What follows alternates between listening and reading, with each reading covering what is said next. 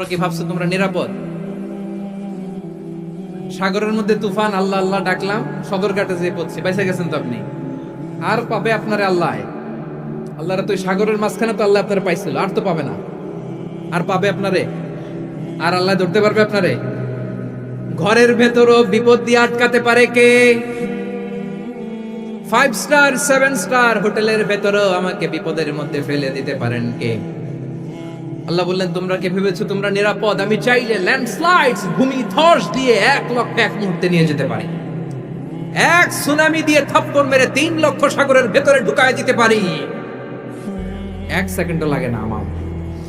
আম আমিনতুম মান ফিস সামাই আন ইউরসিলা আলাইকুম হাসিবা ফাসাতা'লামুনা কাইফা নাযীর। আল্লাহ চাইলে আকাশ থেকে পাথর বৃষ্টি নাজিল করতে পারেন কি পারেন না?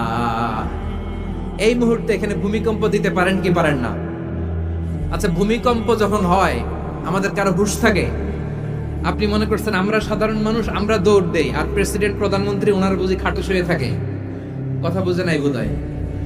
ভূমিকম্প, আর্থকোয়েক যদি হয়, বাঁচার জন্য আমরা কি করি?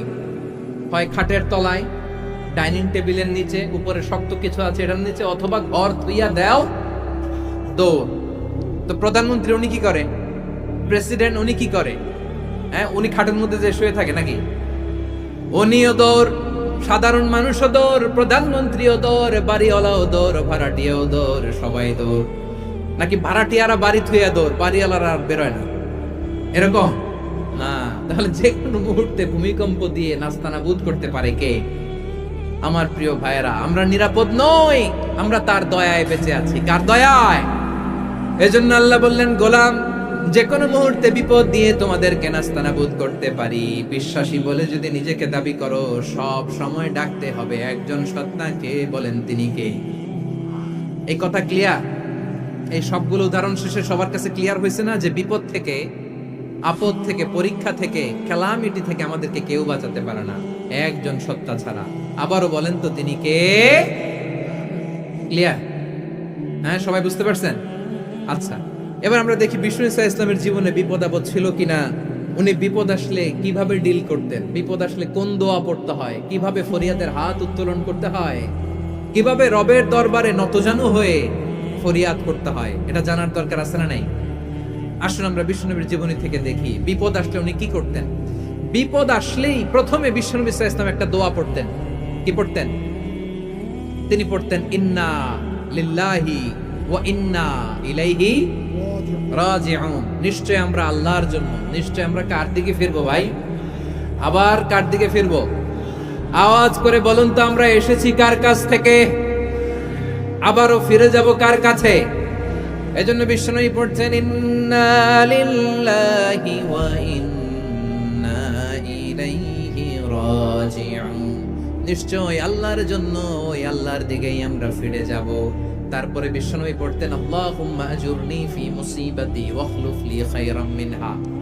একসাথে প্রথমে পড়তেন ইন্না লিল্লাহি ওয়া ইন্না ইলাইহি রাজিউন, তারপর পড়তেন আল্লাহুম্মা আজুরনি ফি মুসিবাতি ওয়াখলুফ লি খায়রাম মিনহা। মানে আল্লাহ, এই যে আমি বিপদে ধৈর্য ধারণ করলাম, এটার সব তুমি আমারে দাও, আর যেটা হারালাম এর চেয়ে ভালো কিছু দিয়ে মেকআপ করে দিও, ভালো কিছু দিয়ে বদল করে দিও। সুবহানাল্লাহ পড়েন। তাহলে বিপদ আসলে আমরা কি পড়ব? কথা বলেন।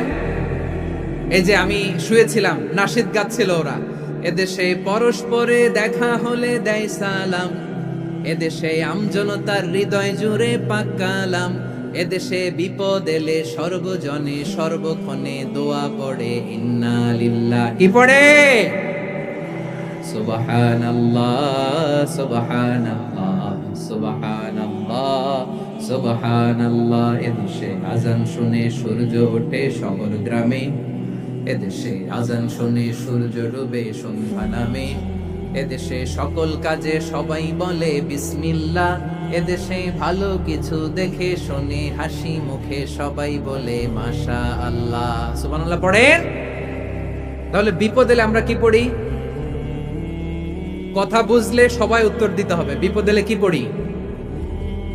তাহলে বিপদ এলেই আমরা এখন থেকে ইন্না লিল্লাহ পড়বো, নাকি হাই হুতাশ করবেন?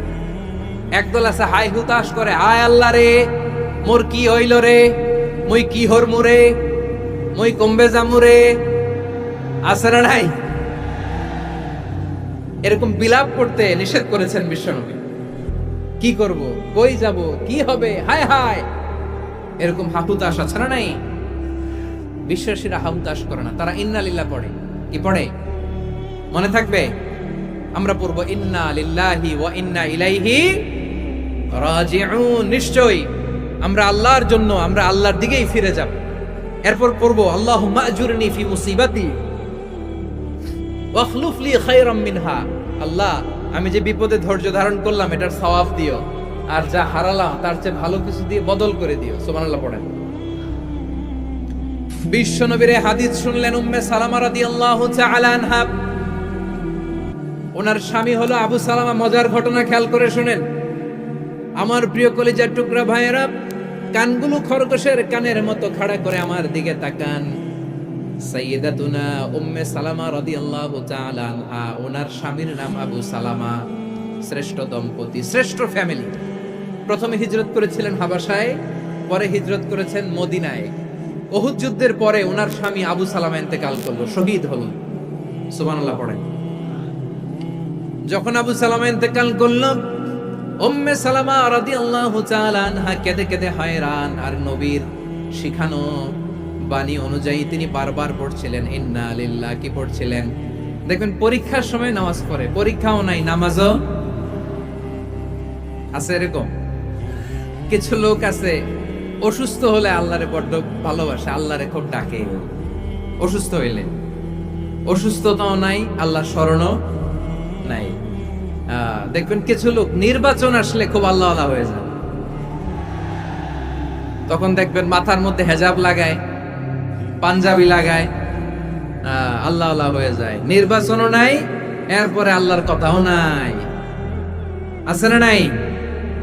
না, এরকম হওয়া যাবে না। সব সময় আমরা আল্লাহরে ডাকবো, বিপদে আপদে সব সময় ভরসা রাখবো আমরা একজনের উপর। আওয়াজ করে বলেন তিনি কে? এ কথায় আল্লাহ তাআলা আমাদের চোখে আঙ্গুল দিয়ে জানিয়ে দিলেন ফাইদা রাকিবু ফিল ফুলকি দা'আউল্লাহ মুখলিসিনা লাহুদ্দিন ফালাম্মা নাজ্জাহুম ইলাল বাররি ইদা হুম ইউশরিকুন।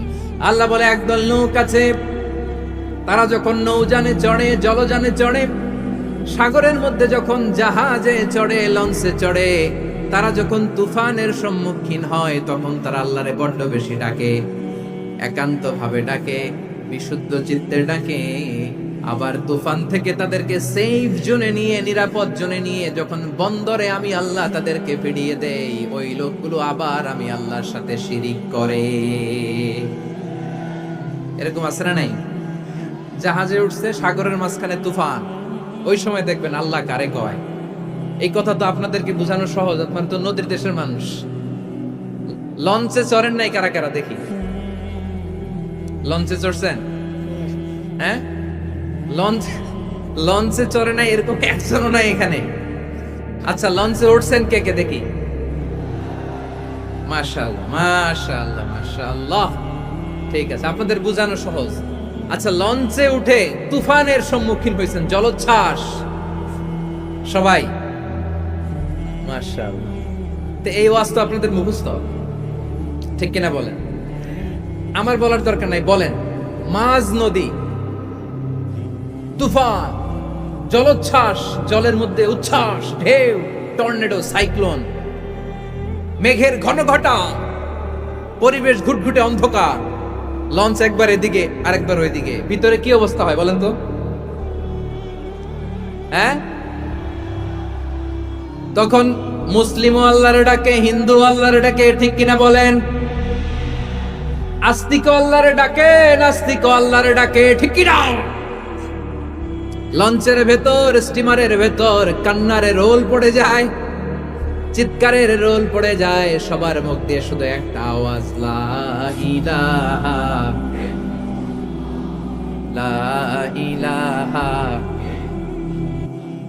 লা ইলাহা, সুবহানাল্লাহ, আলহামদুলিল্লাহ, লা ইলাহা, আল্লাহ নামের জিকির করবে যারা, আল্লাহর কাছে প্রিয় তারা, আল্লাহর কাছে প্রিয় যারা, জান্নাতে প্রবেশ করবে তারা, জোরে লা ইলাহা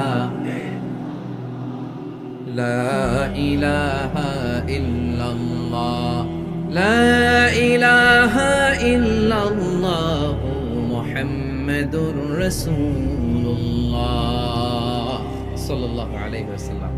আমার প্রিয় পটুয়াখালীবাসী, তাহলে লঞ্চের ভেতরে যখন আমরা তুফানের মধ্যে পড়ি, তখন সবাই মিলে আমরা একটা নামের জিকির করি। নামটা কার? মুসলমানেরাও ডাকে, হিন্দুরাও ডাকে, আস্তিকও ডাকে, নাস্তিকও ডাকে, সবাই ডাকে একজনকে। তিনি কে? আবার দেখবেন ওই আল্লাহ তুফানের পরে, ঝড়ের পরে ওই লঞ্চটাকে যখন সদর ঘাটে ফিরিয়ে দেয়, আবার আমরা নাফরমানি শুরু করে দেই।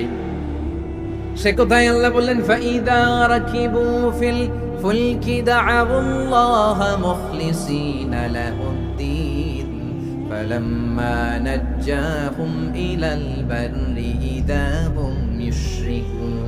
সাগরে যখন তুফানে পড়ে আমি আল্লাহর ডাকে, আবার আমি আল্লাহ যখন বাঁচিয়ে দেই, আবার আমি আল্লাহর সাথে শিরিক শুরু করে। আমরা কি এরকম হতে চাই নাকি? এরকম করবেন? হ্যাঁ না, আমরা তুফানে পড়লেও আল্লাহরে ডাকি, আবার বাঁচায় দেওয়ার পরেও ডাকি কারে? আল্লাহকেই ডাকি। বিমানের মধ্যে মাঝে মাঝে দেখবেন যে এয়ার টার্বুলেন্স হয়, জানেন? যেহেতু বিশ্বনবী বলেছেন, কেউ যদি বিপদের প্রথম ধাক্কায় পড়ে, ইন্না লিল্লাহি ওয়া ইন্না ইলাইহি রাজিউন, আল্লাহুম্মা আজুরনি ফি মুসিবাতি ওয়া আখলুফ লি খায়রাম মিনহা, তাহলে এই বিপদে যে সে যা হারালো তার চেয়ে শ্রেষ্ঠ কিছু দিয়ে আল্লাহ তার বদল দিয়ে দিবে। এই হাদিস শুনে উম্মে সালামা রাদিয়াল্লাহু তাআলা আনহা, ওনার প্রাণ প্রিয় স্বামী আবু সালামার ইন্তেকালের পরে চোখের পানি ছাড়ে, আর পড়ে ইন্না লিল্লাহি ওয়া ইন্না ইলাইহি রাজিউন, আল্লাহুম্মা আজুরনি ফি মুসিবাতি ওয়া আখলুফ লি খায়রাম মিনহা।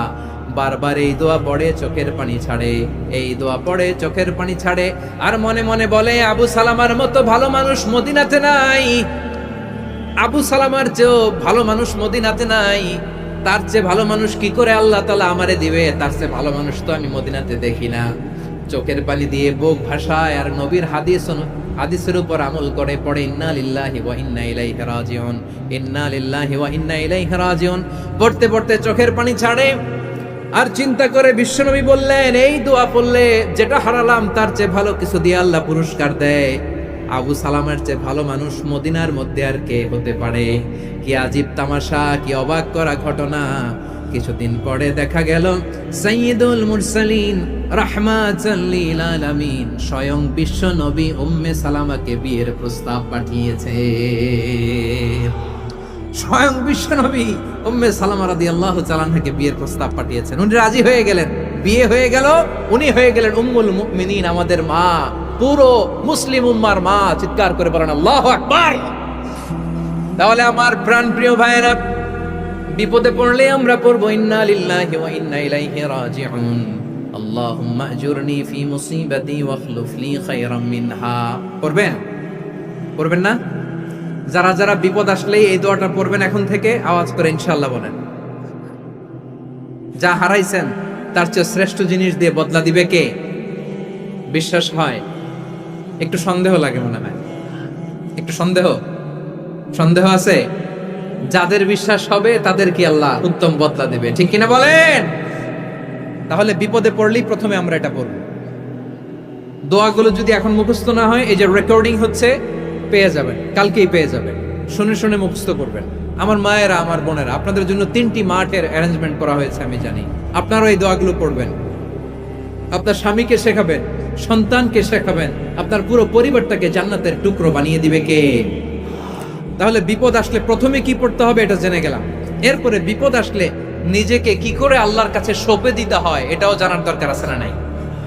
বিপদে প্রথমে ইন্নালিল্লাহ পড়লাম, ধৈর্য ধারণ করলাম, বিপদ থেকে উদ্ধারের সর্বোচ্চ চেষ্টা করলাম। আমার কাজ যখন শেষ, তখন আমি আমার এই বিষয়টা আল্লাহর কাছে সঁপে দিব। কার কাছে সোপর্দ করব? কার কাছে? বিপদে পড়লে কেমন করে নিজেকে আল্লাহর কাছে সঁপে দিতে হয় আসুন সাইয়েদনা ইব্রাহিম আলাইহিস সালামের জীবনী থেকে জানি। আল্লাহর খলিল ইব্রাহিম আলাইহিস সালাম আমাদের মতো সমাজ ব্যবস্থা পায় নাই। আমরা জন্মের পরে আমাদের কানের ভেতরে আজান দিয়েছে কে? একামত দিয়েছে কে? আমাদের বাপ দাদারা আমাদের কানে আজান দিয়েছে কি? দেয় নাই।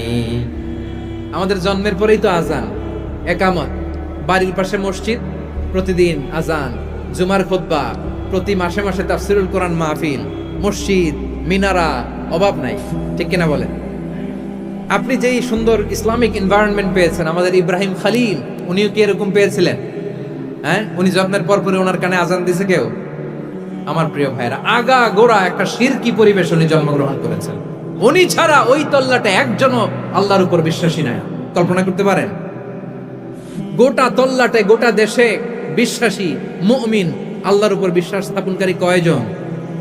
সবাই বলেন কয়জন? বাকি সব মুশরিক।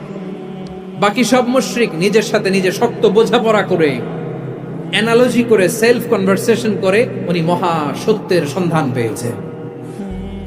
উনি আকাশের তারা দেখে ভাবে মনে হয় এটাই আমার খোদা, পরে দেখে তারা নাই, মনে মনে বলে না তাইলে এটা না। আবার চাঁদ দেখে বলে চাঁদটা বড় মায়া লাগে, মনে হয় এটাই আমার রব, পরে দেখে চাঁদও নাই, কয় না এটা না। এরপরে দ্বীপ প্রহরের জলজলে সূর্যটা খাঁ খাঁ করে গোটা পৃথিবীটারে রৌদ্র দিয়ে তাতিয়ে রাখে। তিনি ভাবলেন মনে হয় এটাই আমার রব, কারণ এটাই তো সবচেয়ে বড়। কিন্তু বিকেল বেলা ওই সূর্যটাও যখন চলে যায়, সাইয়েদনা ইব্রাহিম বলে না এটাও তো নাই, আমার খোদা যদি আমারে ছেড়ে চলে যায়, বিপদে পড়লে আমারে উদ্ধার করবে কে? এভাবে নিজের সাথে অ্যানালজি, সেলফ কনভারসেশন করতে করতে করতে তিনি মহা সত্যের সন্ধান পেয়েছেন। সুবহানাল্লাহ পড়েন। সব শেষে তিনি ডিসিশন নিয়ে ঘোষণা দিলেন, ইন্নী ওয়াজ্জাহতু ওয়াজহিয়া লিল্লাযী ফাতারাস সামাওয়াতি ওয়াল আরদা হানিফান ওয়া মা আনা মিনাল মুশরিকিন। নিশ্চয় আমি এমন সত্তার দিকে মনোনিবেশ করলাম, মুখাপেক্ষী হলাম, যিনি আকাশ বানিয়েছেন, জমিন বানিয়েছেন, আমি মুশরিক নই। সুবহানাল্লাহ। পারতেন? আপনি পারতেন? কেউ নাই, লক্ষ লক্ষ মুশরিক, আপনি একা। উনার মতো এরকম বিচক্ষণতা দিয়ে আল্লাহরে খুঁজে পাইতে পারতেন আপনি? কি নবী ছিল, আল্লাহকে খুঁজে পেয়েছে। যখন আল্লাহর ইবাদত শুরু করলো, এই কথা ছড়ায় পড়লো চারদিকে। নমরুদ সাইয়েদনা ইব্রাহিমকে ডেকে পাঠালেন। নমরুদ বলে, ইব্রাহিম তুমি নাকি মূর্তির পূজা না করে কোন নতুন রবের ইবাদত করো, কে তোমার রব?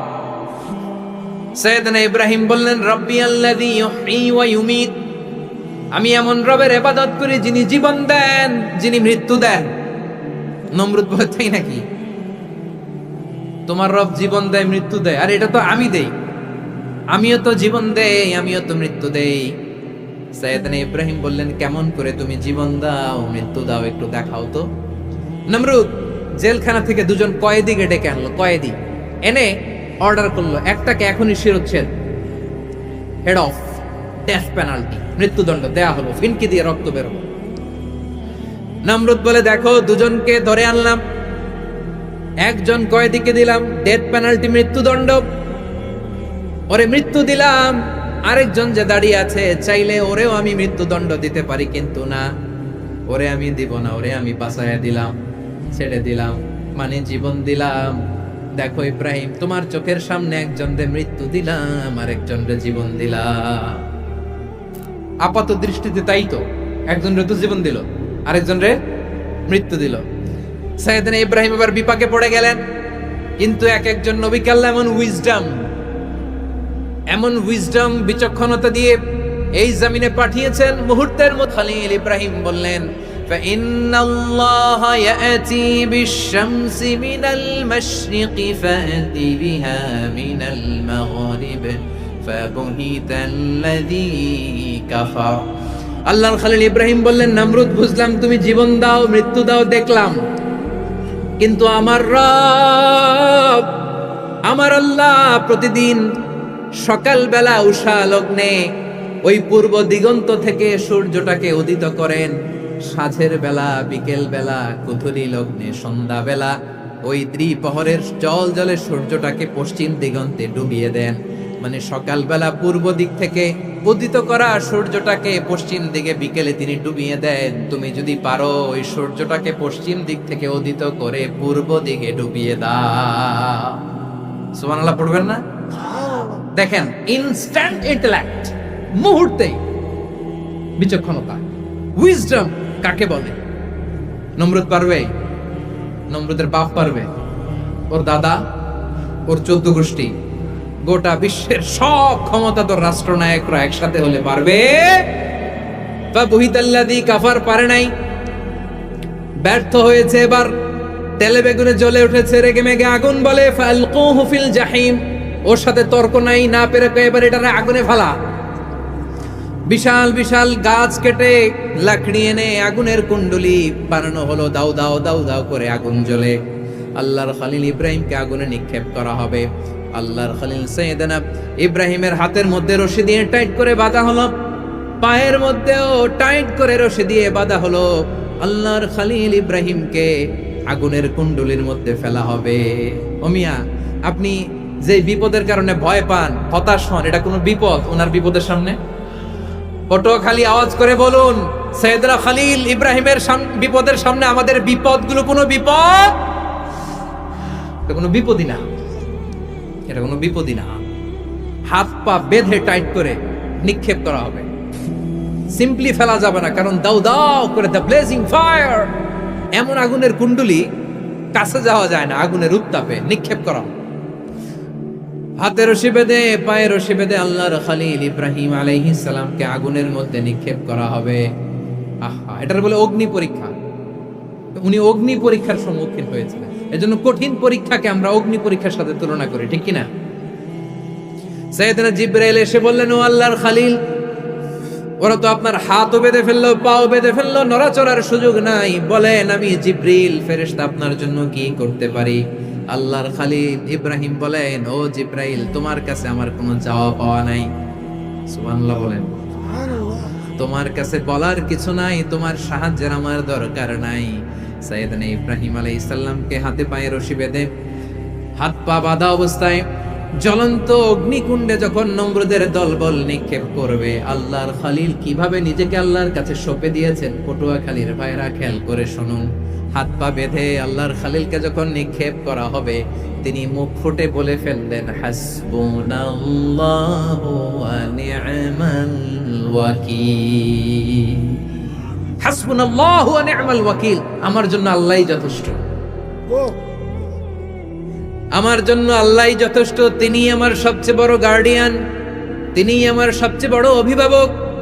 জিব্রাইলের সাহায্যে অফারকে ফিরিয়ে দিলেন, দুনিয়ার বুকে কারো কাছে কিছু বলেন নাই, মুখ ফুটে বলেছেন হাসবুনাল্লাহ।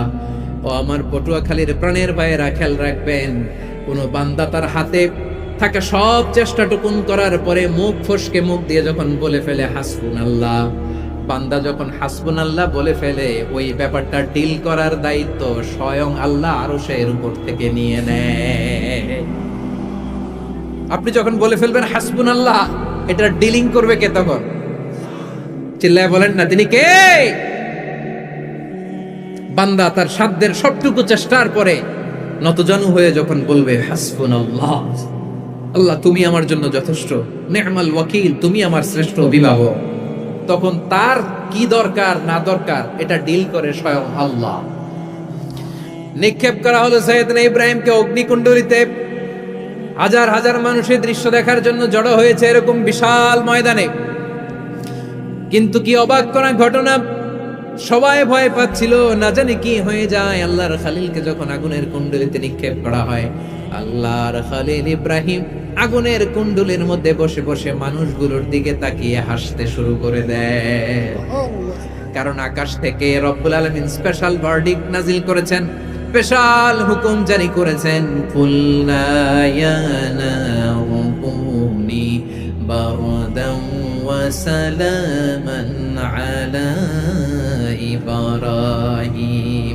ও আগুন, খবরদার, সৃষ্টির শুরু থেকে তোকে একটা ধর্ম আমি বাতলে দিয়েছিলাম। তোর ধর্ম, আগুনের ধর্ম হলো যা পাবে জ্বালিয়ে সারখার করবে।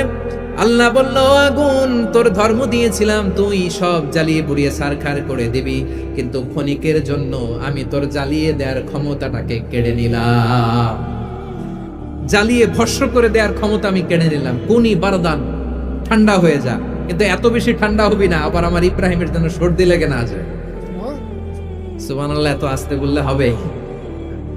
কুনি বারদান, বারদ মানে বরফ, ঠান্ডা, ঠান্ডা হ, কিন্তু এত ঠান্ডা হবি না যাতে আমার ইব্রাহিমের কষ্ট হয়। আগুন বলে, আল্লাহ একবার বললাম ঠান্ডা হ, আবার বলো এত ঠান্ডা হবি না যাতে খালিলের সর্দি না লাগে। কেমন ঠান্ডা হব, কেমন এনভায়রনমেন্ট তৈরি করে দেব বলো? আল্লাহ বললেন, সালামান আলা ইব্রাহিম, আমার খলিল, আমার কলিজা, আমার ইব্রাহিমের জন্য তুই জান্নাতের গুল বাগিচা হয়ে যা। ও ভাই, নবী মুসার মতো ঈমান হলে রাস্তা হবে সাগর জলে, নবী ইউসুফের মতো ঈমান হলে একে একে দরজা খোলে, নবী ইব্রাহিমের মতো ঈমান যদি আজও থাকে বিদ্যমান, অগ্নিকুণ্ডে দেখতে পাবে খুবসুরত এক ফুল ভাগা। কুলনা ইয়া নারু কুনি বারদান ওয়া সালামান আলা ইব্রাহিম। বান্দা যখন মুখ দিয়ে বলে হাসবুনাল্লাহ, আমার আল্লাহ আমার জন্য যথেষ্ট, এই বলে যখন নিজেকে সঁপে দেয়, তার কি লাগবে ওই দায়িত্ব স্বয়ং নিয়ে নেয় কে? সবাই বলেন, স্বয়ং নিয়ে নেয় কে? তাহলে আমার প্রিয় ভাইরা, বিপদের শুরুতেই আমরা বলবো ইন্না লিল্লাহ। শুরুতে কি বলবো? এরপরে যেই বাক্যটা পড়ে নিজের পরিস্থিতিকে আল্লাহর দরবারে সঁপে দিব, সেটা হচ্ছে হাসবুনাল্লাহ। সেটা কি? বিষ্ণু বলেন, লা ইয়াজালু লিসানুকা রাতাবান মিন যিকরিল্লাহ, সব সময় আল্লাহর স্মরণ দিয়ে, জিকির দিয়ে জিহ্বাটারে সিক্ত রাখো। আর শয়তানু জাসিমুন আলা কলবি ইবনে আদম, শয়তান বনি আদমের কলবে খামচি মেরে বসে থাকে। ফাইদা যাকারাল্লাহ খানাসা, মানুষ যখন আল্লাহ স্মরণ করে, জিকির করে, শয়তান দৌড়ে পালায়। ওয়া ইদা গাফালা ওয়াসওয়াসা, যখনই বনি আদম গাফেল হয় তখনই শয়তান তার হৃদয়ে ওয়াসওয়াসা দেয়। এজন্য বিপদে পড়লে ইন্না লিল্লাহ, নিজের সব টুকুন করার পরে, নিজের রোল প্লে করার পরে নিজেকে আমরা কি বলে সঁপে দিব? সবাই বলে, সবাই বলতে হবে, আরো জোরে বলে, মনে থাকবে? বিপদে পড়লে প্রথমে ইন্না লিল্লাহ, এরপরে নিজেকে যখন সঁপে দিব তখন হাসবুনাল্লাহ। এরপরে কঠিন বিপদ যদি যখন বিশ্বনবী পড়তেন তখন কি করতেন?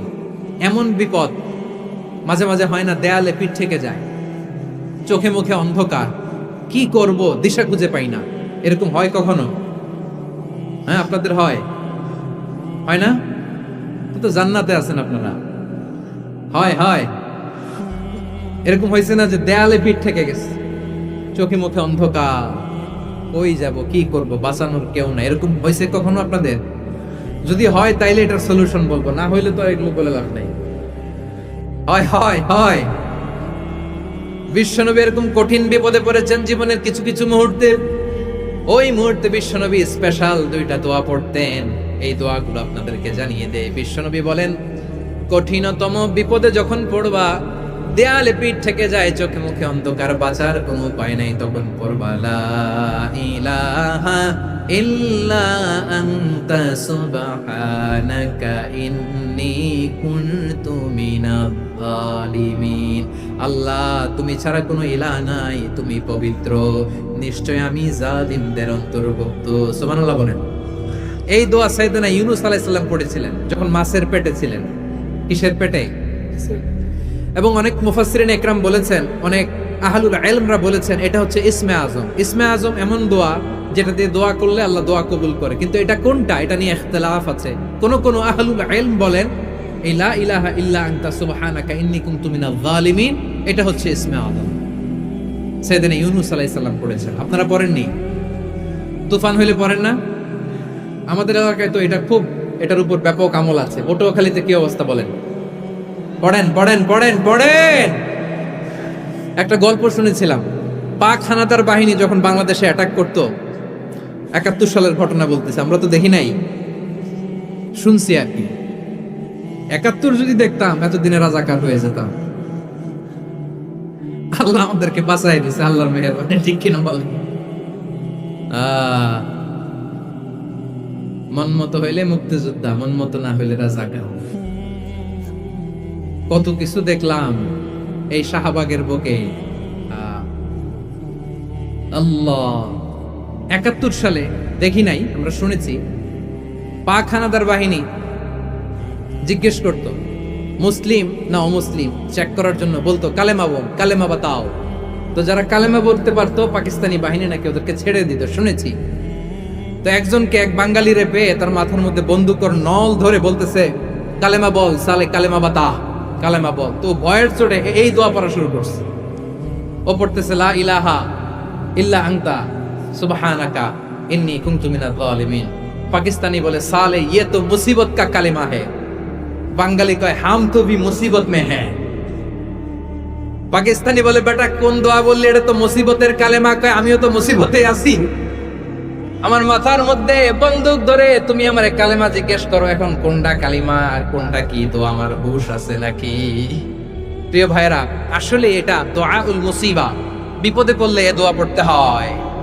লা ইলাহা ইল্লা আনতা সুবহানাকা ইন্নী কুনতু মিনাজ জালিমিন। এটা পড়বেন আপনারা। এই দোয়া পড়ে সাইয়েদনা ইউনূস আলাইহিস সালাম মাছের পেট থেকে রক্ষা পেয়েছিলেন। রক্ষা করেছিল কে? তুমি ইউনূস নবীরে যখন খাইলো মাছেতে গিলিয়া, ফেরেশতা পাঠাইয়া দিলে ইসমে আজম দিয়া। প্রাণে ছিল যাহার ভয় সেথা পাইল আশ্রয়, প্রাণে ছিল যাহার ভয় সেথা পাইল আশ্রয়। মাছের পেট হতে সে যে পেল পরিত্রাণ। আল্লাহু আল্লাহু তুমি জাল্লে জালালুহু, শেষ করা তো যায় না গে তোমার গুণগান। আল্লাহু আল্লাহু সুবহানাল্লাহ পড়ে। লা ইলাহা ইল্লা আনতা সুবহানাকা ইন্নী কুনতু মিনাজ জালিমিন। বিশ্বনবী বললেন, দেয়ালে পিঠ থেকে গেলে, চোখে মুখে অন্ধকার, বাঁচার কোনো উপায় নাই, তখন এই দোয়াটা পড়তে হবে। এই দোয়া পড়ে আল্লাহর কাছে ফরিয়াদ করলে বিপদ মুক্ত করবেন কে? কেন এই দোয়াটা আল্লাহর কাছে বড্ড প্রিয় জানেন আমার ভাইয়েরা? কারণ এই দোয়ার মধ্যে 3টা জিনিস আছে। আমি যেরকম আঙ্গুল উঁচু করেছি এরকম করেন তো। 3টা। কয়টা? 3টা। 1 নম্বরে হচ্ছে তাওহীদ, 2 নম্বরে তাসবিহ, 3 নম্বরে তাকরীর। আই রিপিট, আবারও বলছি, 1 নম্বরে তাওহীদ, 2 নম্বরে তাসবিহ, 3 নম্বরে তাকরীর। এই দোয়াটা আল্লাহর কাছে এত পছন্দনীয় কারণ এ দোয়ার প্রথম অংশে আছে তাওহীদ, আল্লাহর একত্ববাদের ঘোষণা। লা ইলাহা ইল্লা আনতা, ও আল্লাহ আপনি ছাড়া কোনো ইলাহ নাই, উপাস্য নাই। এই কথা বললে আর আল্লাহ বড্ড খুশি হয়ে যায়। সুবহানাল্লাহ পড়েন। এ দোয়ার দ্বিতীয় অংশে আছে তাসবিহ, মানে আল্লাহর প্রশংসা, প্রশংসা সূচক বাণী। সুবহানাক সুবহানাক সুবহানাক, ও আল্লাহ আমি আপনার পবিত্রতা ঘোষণা করছি। সুবহানাক, এই কথা শুনলেও আল্লাহ খুশি হয়ে যায়। সুবহানাল্লাহ পড়েন। এই দোয়ার তৃতীয় অংশে আছে তাকরীর। তাকরীর মানে পাপের স্বীকৃতি। তাকরীর মানে কি? তাকরীর মানে পাপের স্বীকৃতি। এই দোয়ার তৃতীয় অংশে আছে ইন্নী কুনতু মিনাজ জালিমিন, ও আল্লাহ আমি জালিমদের অন্তর্ভুক্ত। আল্লাহ আল্লাহ আমি জালেম, আল্লাহ আমি ভুল করেছি, অন্যায় করেছি, আল্লাহ আমি জালেমদের অন্তর্ভুক্ত। এই পাপের স্বীকৃতি, অ্যাকনলেজমেন্ট আল্লাহ বড্ড পছন্দ করে।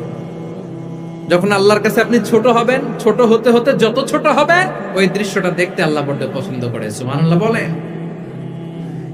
3 নম্বর অংশ ইন্নী কুনতু মিনাজ জালিমিন, আল্লাহ আমি জালেমদের অন্তর্ভুক্ত।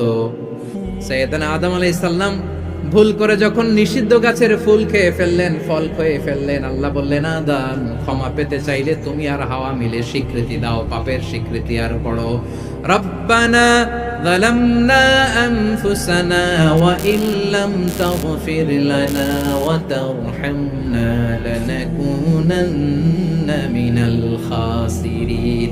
ও আল্লাহ আমি আদম আর হাওয়া যালামনা আনফুসানা, আমরা আমাদের নফসের উপর বড্ড জুলুম করেছি।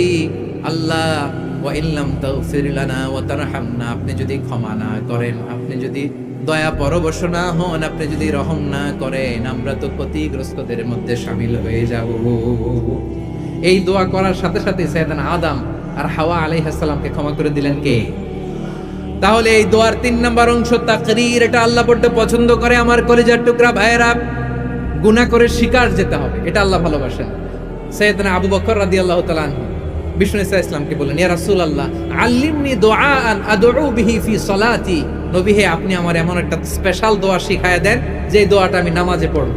নবী বললেন, তাহলে তুমি পড়ো, আল্লাহুম্মা ইন্নী যালামতু নাফসি যুলমান কাসীরান ওয়া লা ইয়াগফিরুয যুনুবা ইল্লা আনতা ফাগফিরলি মাগফিরাতাম মিন ইনদিকা ওয়ারহামনি ইন্নাকা আনতাল গফুরুর রহিম। সুবহানাল্লাহ। সালাম ফেরানোর আগে পড়েন, কথা কয় না, পড়েন পড়েন। ও আবু বকর, নামাজে যদি দোয়া করতে মনে চায় এই দোয়াটা পড়বা, আল্লাহুম্মা ইন্নী যালামতু নাফসি, আল্লাহ জুলুম করেছি আমার নফসের উপর, যুলমান কাসীরা, অনেক জুলুম, ওয়ালা ইয়াগফিরু যুনুবা ইল্লা আনতা, আপনি ছাড়া এই জুনুব, এই পাপ ক্ষমা করার দ্বিতীয় কোনো রব নাই। আছে? আল্লাহ ছাড়া আমাদের গুনাহ আর কে কে ক্ষমা করতে পারে বলেন তো? কে পারে? কে? এজন্য আল্লাহরে বলবেন, আল্লাহ আমি ছাড়া তোমার গোলামের অভাব নাই, ও আমার রব আমি ছাড়া এই জমিনের বুকে তোমার গোলামের অভাব নাই, কিন্তু তুমি ছাড়া তো আমার দ্বিতীয় কোনো রব নাই।